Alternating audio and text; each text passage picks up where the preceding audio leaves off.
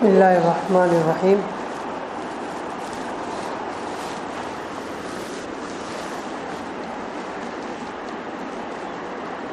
میرے قابل احترام بھائیوں، اللہ تبارک و تعالیٰ نے نبی کریم صلی اللہ علیہ وسلم کو اسی لیے مبعوث فرمایا کہ اللہ تبارک و تعالیٰ پوری انسانیت کو یہ بتلانا چاہتے ہیں کہ زندگی گزارنے کا کون سا طریقہ اللہ تبارک و تعالیٰ کو پسند ہے، جسے اختیار کرنا چاہیے اور اس کے مطابق زندگی گزارنی چاہیے۔ ایک بڑا بیان ہے ہمارے حضرت مفتی صاحب دامت برکاتہم العالیہ کا، بہت طویل بیان ہے، میں اس میں سے کچھ ہی حصہ پڑھوں گا، اس لیے کہ ہمیں اور آپ کو اصل ہماری زندگی یہی ہونی چاہیے کہ اللہ کے احکامات پر عمل اور نبی کریم صلی اللہ علیہ وسلم کی سنتوں پر عمل۔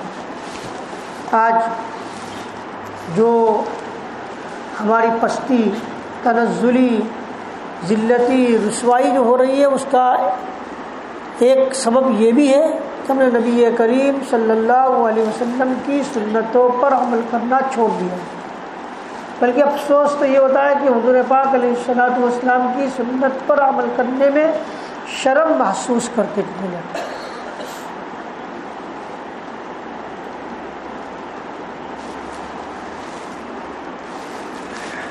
اللہ تعالیٰ نے ارشاد فرمایا کہ اے نبی، آپ ان لوگوں سے کہہ دیجئے کہ اگر تم اللہ تبارک و تعالیٰ سے محبت رکھتے ہو تو میری پیروی کرو۔ اس پر کیا انعام ملے گا؟ تو ارشاد فرماتے یحببکم اللہ ویغفر لکم ذنوبکم، اللہ تبارک و تعالیٰ تم سے محبت فرمائیں گے اور تمہارے گناہوں کو معاف فرمائیں گے۔ اس کے اوپر دو انعام تجویز کیے گئے، ایک تو اللہ تعالیٰ کا محبت کرنا، اور جب اللہ تبارک و تعالیٰ کی محبت کسی کو مل جائے پھر کیا ہے؟ سب کچھ مل گیا، بہت بڑی چیز ہے۔ فاتبعونی، اللہ کی محبت اگر کسی کو مل گئی تو گویا سب کچھ مل گیا۔ اور دوسری بات ہے اللہ تعالیٰ گناہوں کو معاف فرما دے گا، کس پر؟ نبی کریم صلی اللہ علیہ وسلم کی اتباع پر۔ محمود غزنوی رحمۃ اللہ علیہ کا قصہ بتلایا جاتا ہے کہ ایک مرتبہ محمود غزنوی دربار میں بیٹھے ہوئے تھے اور اچانک اعلان کیا کہ یہاں دربار میں جو بھی قیمتی چیزیں رکھی ہوئی ہے، جو شخص ان میں سے جس چیز پر ہاتھ رکھ دے گا وہ چیز اس کی ہو جائے گی۔ بس یہ اعلان سنتے ہی کھلبلی مچ گئی، کوئی ادھر بھاگ رہا ہے، کوئی کسی اور چیز پر قبضہ جمانے کے لیے ادھر جا رہا ہے، ہر ایک اچھی سی اچھی چیز پر قبضہ کرنے کے لیے آگے بڑھ رہا تھا اور اس پر ہاتھ رکھ کر اپنی ملکت بنانے کی کوشش کر رہا تھا۔ ایک باندی محمود غزنوی کے پیچھے کھڑی تھی، وہ وہیں کی وہیں رہی اور اس نے محمود غزنوی کے کندھے پر ہاتھ رکھ دیا۔ محمود نے اس سے پوچھا یہ سب لوگ چیزیں لینے کے لیے بھاگ دوڑ کر رہے تو کیوں نہیں جا رہی؟ اس نے جواب دیا کہ میں نے بھی تو ہاتھ رکھ دیا ہے، کیونکہ آپ نے کہا دربار میں جو ہے تو دربار میں آپ بھی تو موجود ہیں، اس لیے میں نے آپ کے کندھے پر ہاتھ رکھ دیا۔ آپ اگر میرے ہو گئے تو سب کچھ میرا ہو گیا، ظاہر ہے کہ اس کے بعد مجھے کسی اور چیز کی کیا ضرورت باقی رہ جاتی ہے۔ حقیقت تو یہ کہ اگر اللہ تعالیٰ کسی کے ہو جائے، اللہ تعالیٰ کسی سے محبت فرمانے لگے تو اس کی تو کیا کہنا۔ اگر اللہ تعالیٰ کسی سے محبت کر لے تو پھر ساری دنیا اس سے محبت کرنے والی بن جائے گی۔ بخاری شریف کی روایت ہے، نبی کریم صلی اللہ علیہ وسلم ارشاد فرماتے ہیں کہ اللہ تعالیٰ جب کسی سے محبت کرتے تو جیسے جبرائیل سے فرماتے اے جبرائیل میں اپنے فلاں بندے سے محبت کرتا ہوں، تم بھی اس سے محبت کرو۔ چنانچہ جبرائیل علیہ السلام اس بندے سے محبت کا معاملہ کرتے اور اس کے بعد آسمان والوں یعنی فرشتوں میں اعلان کرتے اللہ تبارک و تعالیٰ اپنے فلانے بندے کے ساتھ محبت کا معاملہ کرتے، تم بھی اس سے محبت کرو۔ چنانچہ آسمان والے سب فرشتے اس کے ساتھ محبت کرنے لگ جاتے۔ پھر آگے نبی کریم صلی اللہ علیہ وسلم فرماتے ثم یوضع له القبول فی الارض، اس کے بعد روئے زمین پر اللہ تبارک و تعالیٰ کی طرف سے اس کے لیے قبولیت ڈال دی جاتی ہے، یعنی مخلوق کے دلوں میں اس کی محبت ڈال دی جاتی ہے اور اللہ کے بندے اس کے ساتھ محبت کرنے لگ جاتے ہیں۔ اس لیے تھانوی رحمۃ اللہ علیہ فرماتے ہیں کہ جو محبت اوپر سے نیچے آئے، یعنی جس آدمی کے ساتھ پہلے اللہ والے نیک علماء وہ محبت کرے اور پھر عوام اس کے ساتھ محبت کرے، یہ اللہ تعالیٰ کی یہاں قبولیت کی علامت ہے کہ جو محبت نیچے سے جاوے، یعنی پہلے عوام پھر دوسرے لوگ، وہ نہیں۔ اصل قبولیت کی علامت ہے کہ پہلے نیک اللہ والے اور اللہ کے وہ لوگ محبت اس سے کرنے والے بن جائیں۔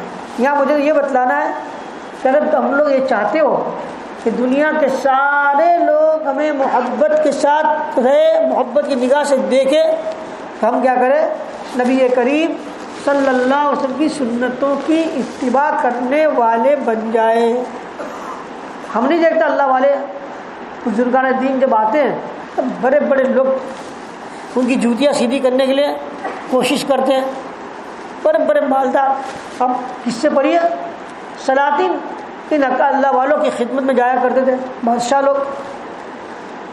اتباع سنت کا دوسرا انعام وَيَغْفِرْ لَكُمْ ذُنُوبَكُمْ، اور اللہ تبارک و تعالیٰ تمہارے گناہوں کو معاف بھی فرما دیں گے۔ نبی کریم صلی اللہ علیہ وسلم کی اتباع اور پیروی کے نتیجے میں دو انعام کا وعدہ کیا گیا، ایک تو اللہ تعالیٰ اس کے ساتھ محبت فرمائیں گے، اور دوسرا انعام یہ فتایا کہ اللہ تبارک و تعالیٰ اس کے سارے گناہوں کو معاف فرما دیں گے۔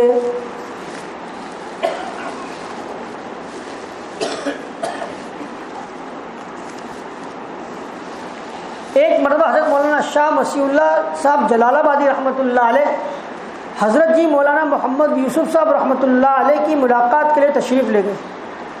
دونوں حضرات آپس میں گفتگو فرما رہے تھے۔ اس گفتگو کے دوران حضرت جی مولانا محمد یوسف صاحب رحمۃ اللہ علیہ نے فرمایا حضرت مولانا مسیح اللہ خان صاحب رحمۃ اللہ علیہ سے کہ جب میں مدرسے کے اندر میزان و منشیب پڑھا کرتا تھا، علماء جانتے ہیں کہ مدرسے کے اندر یہ دو کتابیں میزان و منشیب عربی کی پہلے درجے عربی اول کے اندر پڑھائی جاتی ہے۔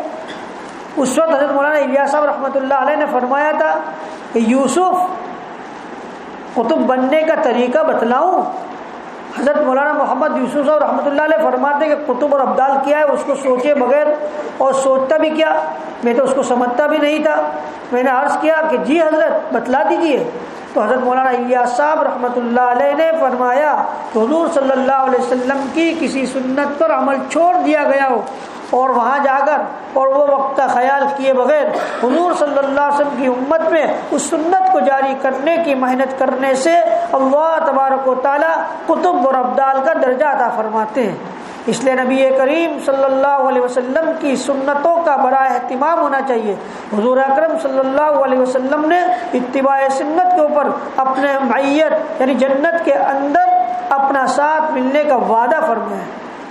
بڑی روایت ہے انس رضی اللہ عنہ کی، فرمایا حضرت ابو طلحہ رضی اللہ عنہ نبی اکرم صلی اللہ علیہ وسلم انس کو وصیت فرمائی، یا بنیہ ان قدرت ان تصبح وتمسی لیس فی قلبک غش لاحد فافعل، اے میرے پیارے بیٹے اگر تم ایسا کر سکتے ہو کہ تم صبح و شام ایسی حالت میں کرو کہ تمہارے دل میں کسی کے متعلق کوئی میل نہ ہو، کوئی کھوٹ نہ ہو، کوئی کینہ نہ ہو، حسد نہ ہو، کوئی غلط جذبہ نہ ہو، تم کسی کا برا نہ چاہتے ہو،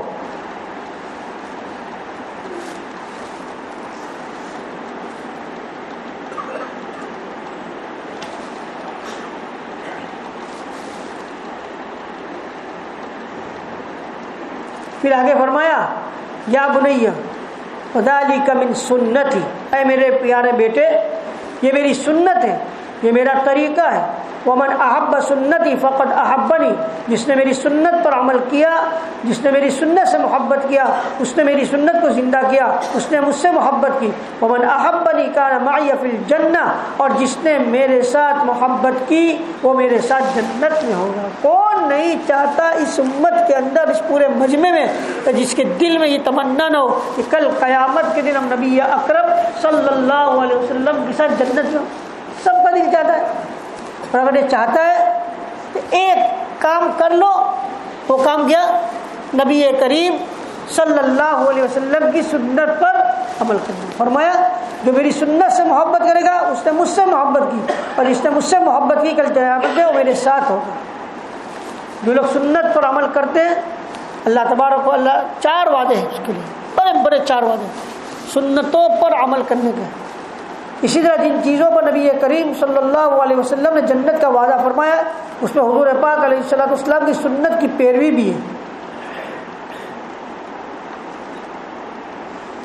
نبی کریم صلی اللہ علیہ وسلم کا ارشاد ہے من حفظ سنتی اکرمہ اللہ باربع خصال المحبت فی قلوب البررہ والہیبت فی قلوب الفجر والسعۃ فی الرزق والثقۃ بالدین. کہ جو آدمی میری سنتوں کا اہتمام کرے گا، سنتوں پر عمل کرے گا، اللہ تعالیٰ اس کو 4 انعامات سے نوازیں گے. پہلا انعام یہ ہے المحبت فی قلوب البررہ، اللہ تعالیٰ اپنے نیک بندوں کے دلوں میں اس کی محبت ڈال دیں گے. یعنی جو اہل اللہ ہوتے ہیں، چونکہ وہ اتباع سنت کا اہتمام کرتے ہیں، اس کی وجہ سے اللہ تعالیٰ لوگوں کے دلوں میں ان کی محبت ڈال دیتے ہیں. بہت سے اللہ والے تو وہ ہیں جن کو بعضوں نے دیکھا بھی نہیں ہوتا، خالی حال سنا ہے، کسی اور جگہ بہت دور رہتے، لیکن بس ان کی محبت ان کے دلوں میں گر کی ہوئی ہوتی ہے. اور بہت سے وہ ہیں جو کئی صدیوں پہلے گزر چکے ہیں، لیکن جب ان کے حالات ہم پڑھتے ہیں تو ان کی محبت ہمارے دلوں میں موج مارنے لگتی ہے. کیا ہے یہ؟ حضور صلی اللہ علیہ وسلم کی سنتوں کی جو پیروی وہ لوگ کرتے تھے، اس کی وجہ سے اللہ تبارک و تعالیٰ نے ان کو یہ انعام عطا فرمایا کہ لوگوں کے دلوں میں ان کی محبت ڈال دی. دوسرا انعام والہیبۃ فی قلوب الفجر، اور جو بدکار اور بدمعاش قسم کے لوگ ہوتے ہیں ان کے دلوں میں ان کی ہیبت اور ان کا رعب ڈال دیا جاتا ہے. اللہ تبارک و تعالیٰ نے نبی کریم صلی اللہ علیہ وسلم کو جو خصوصیات اور امتیازات عطا فرمائے، یعنی ایسی باتیں جو اللہ تعالیٰ نے نبی کریم صلی اللہ علیہ وسلم کو عطا فرمائی دی، کسی اور نبی کو نہیں دی گئی تھی. ان میں سے ایک چیز رعب، نصرت بالرعب مسیرۃ الشہر، اللہ تبارک و تعالیٰ نے میرے رعب اور ہیبت کو 1 مہینے کی مسافت تک پہنچایا. اس سے معلوم ہوا کہ جو جتنا نبی کی سنت پر عمل کرنے والا ہوگا اللہ اس کو اتنا روک دے گا. بہت سے اللہ والے ہوتے ہیں، اس سے بات کرنے کی ہمت نہیں ہوتی، اس کی طرف آنکھ اٹھانے کی ہمت نہیں ہوتی. میں نے وہ ایک دن جو قصہ بیان کیا مولانا محمد علی منیار صاحب کا، حضرت جی مولانا انعام الحسن صاحب رحمۃ اللہ علیہ کا، وہی فرماتے کہ میں حضرت شیخ الحدیث رحمۃ اللہ علیہ کے خطوط لکھتا تھا. ایک خط آیا، خط میں ایک شخص نے لکھا کہ حضرت جی مولانا انعام الحسن صاحب کو کہیے کہ ذرا نیچے اترے، ہم تو ان سے بات بھی نہیں کر سکتے، ہمیں ڈر محسوس ہوتا ہے. حضرت شیخ الحدیث مولانا زکریا صاحب رحمۃ اللہ علیہ لکھتے ہیں، ارے بھائی وہ تو وہ مقام پر ہے کہ مجھے بھی ڈر لگتی ہے. کیوں؟ میں نے پہلے کہا تھا کہ پورے زمین پر سب سے زیادہ سنت پر عمل کرنے والا کون؟ حضرت جی مولانا انعام الحسن صاحب رحمۃ اللہ علیہ. تو سنتوں پر عمل کرنے کے نتیجے میں اللہ رب العزت اتنا رعب عطا فرمایا تھا. ہمارا یہ ابھی سفر کے اندر حضرت سے اس بارے میں بات ہوئی، حضرت نے فرمایا کہ حضرت جی مولانا یوسف سے، حضرت جی مولانا انعام الحسن صاحب رحمۃ اللہ علیہ سے بات کرنا کسی کی بس کی بات نہیں تھی، ان کی طرف نگاہ کرنا ہی بس کی بات نہیں تھی. اتنا رعب اللہ رب العزت نے انہیں عطا فرمایا تھا سنتوں پر عمل کرنے کی وجہ سے. تیسرا انعام وسعت فی الرزق، اللہ تعالیٰ نبی کریم صلی اللہ علیہ وسلم کی سنتوں کی پیروی کے نتیجے میں رزق اور روزی میں وسعت عطا فرماتا ہے. کون نہیں چاہتا؟ یہ ادھر ادھر مارے بھٹکتے، ادھر گئے ادھر گیا، سود لیا، فلاں لیا، جگنا لیا، اور حرام کام کے اندر. کیوں؟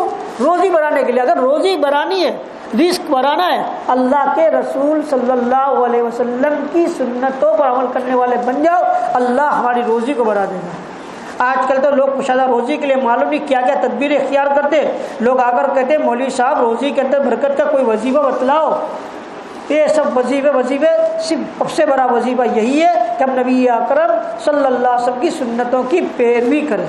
اور چوتھا انعام وثیقۃ بالدین، یعنی اتباع سنت کی برکت سے اللہ تبارک و تعالی دین کے اندر پختگی عطا فرماتے ہیں. جو آدمی سنتوں کی پیروی کرتا ہے وہ دین کے اندر بڑا پختہ ہوتا ہے.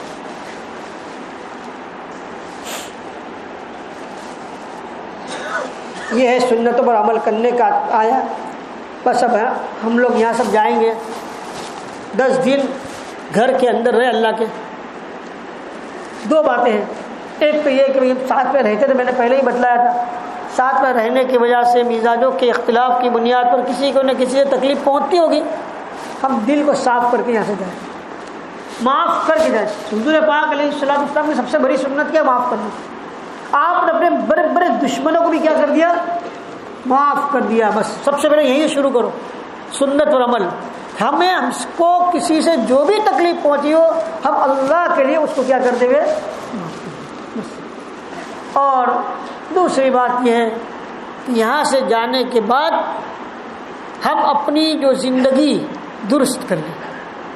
یہ ہے اصل بیٹھنے کا فائدہ اور ہمارا مقصد. انشاءاللہ بہت فائدہ ہوگا. اور استغفار آج کا جو تھوڑا دن باقی ہے اس میں استغفار کی کثرت, درود شریف کی کثرت اور قرآن پاک. کوئی وقت ضائع نہ کرے. اب ختم ہونے آ رہا ہے, ختم ہونے کا وقت ہے تو جلدی سے لوٹنے کی کوشش کرے جتنا وقت لوٹا جائے, جتنا فائدہ ہو جائے. اللہ تعالیٰ مجھے اور آپ سب کو اس پر عمل کی توفیق عطا فرمائے. واہ.